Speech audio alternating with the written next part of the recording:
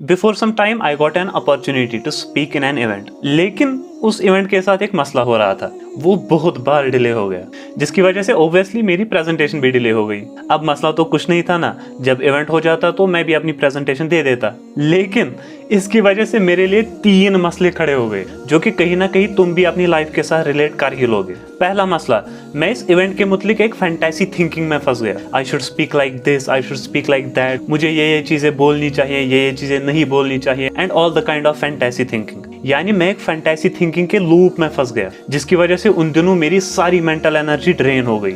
अब जो दूसरा मसला मेरे साथ पेश आया वो ये था कि जो मैं फैंटेसी थिंकिंग कर रहा था, a kind of mental masturbation, उसकी वजह से जो मेरे उन दिनों के काम थे उनमें मुझे मन ही नहीं लग रहा था, क्योंकि दिमाग को तो मजा आ रहा था ना उस फैंटेसी में रहने में, उस मेंटल मैस्टरबेशन करने में। So all the tasks for those days were hampered by this thing. And finally तीसरा और जो आखिरी मसला मेरे साथ पेश आया वो ये था कि मुझे बिल्कुल भी एक्सपीरियंस नहीं थी इस फील्ड में, एंड ऑब्वियसली मैंने फैंटेसीज इतनी क्रिएट कर रखी थी, लेकिन एक्चुअली में वो प्रेजेंटेशन बिल्कुल इस लेवल की हो गई। मतलब मैंने 10 लेवल सोच रखी थी और वो 1 भी नहीं हो पाई। मैंने सपने तो बहुत बड़े सजा के रखे थे, लेकिन एक्चुअली में वैसा नहीं हुआ। और होता भी कैसे, मैं बिगनर ही था।